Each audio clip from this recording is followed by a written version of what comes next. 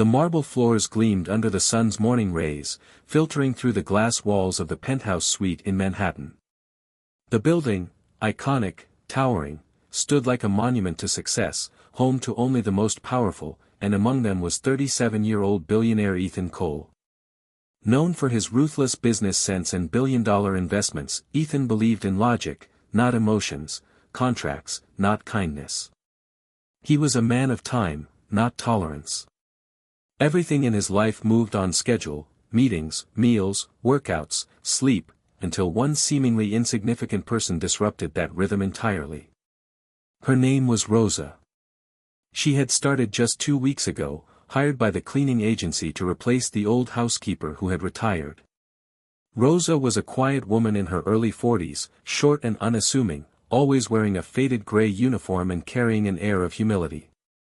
She never met Ethan's eyes, never spoke unless spoken to. She swept, dusted, and disappeared before anyone noticed her presence. She was invisible, or so Ethan thought. That morning began like any other.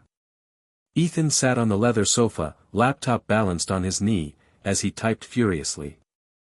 He was preparing for a multi-billion-dollar merger with a German firm and had received a confidential email in German, one of the languages he didn't speak. The translator he usually worked with was on vacation. He muttered, irritated, scrolling through apps when he heard a soft cough behind him. Rosa stood there, holding a tray of coffee and toast. Her eyes briefly caught his, then dropped. "Leave it on the table," Ethan said flatly. But then, something sparked in his mind. He looked at her, really looked at her, for the first time. "Hey," he said, voice laced with sarcasm, raising his phone. "Want to earn $1 million?" She blinked, surprised. He tilted the screen toward her. "Translate this email. Word for word.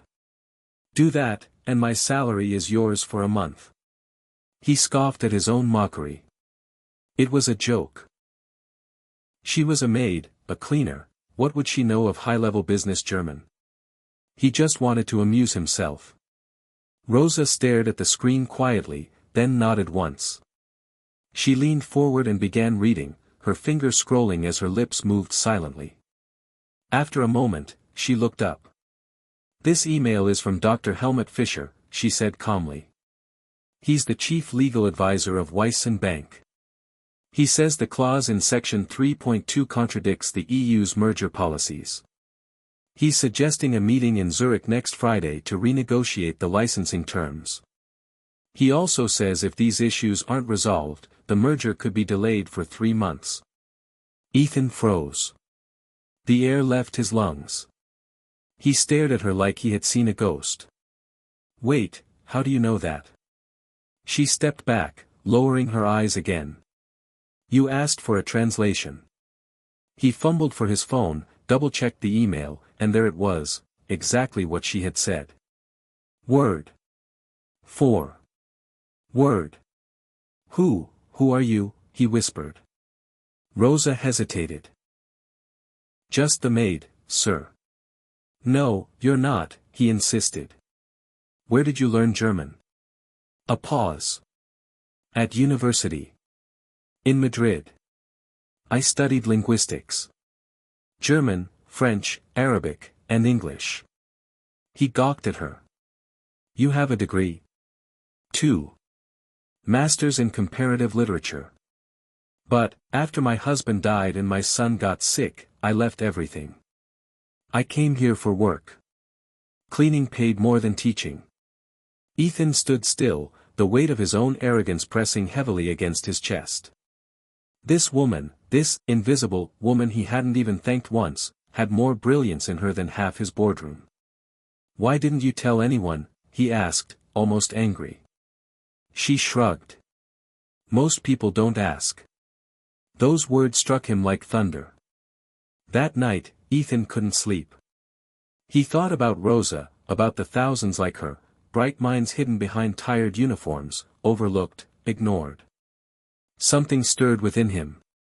A memory, long buried, of his own mother, once a cleaning lady herself. Scrubbing hotel bathrooms so he could go to school. He had forgotten. The next morning, he called Rosa into his study. She stood nervously, hands folded, expecting to be fired. "Sit," he said gently. She obeyed, eyes unsure. "You're not going back to cleaning," he said. "I'm hiring you, as my personal language analyst. Full salary. Benefits. Flexible hours. You'll help with all global communications and negotiations." Her mouth dropped open. "But sir." "You earned it," he interrupted. "Yesterday, you saved me from a billion-dollar mistake. You could have stayed silent. But you didn't. That deserves more than gratitude, it deserves recognition." Tears welled up in Rosa's eyes. "Thank you. I don't know what to say." "Say you'll stay," he said, smiling genuinely for the first time in a long time. From that day, everything changed. Rosa moved into a better home. Her son received the medical care he needed. She began teaching language classes on weekends, helping immigrants like her find their voice again. But perhaps the most powerful transformation happened in Ethan.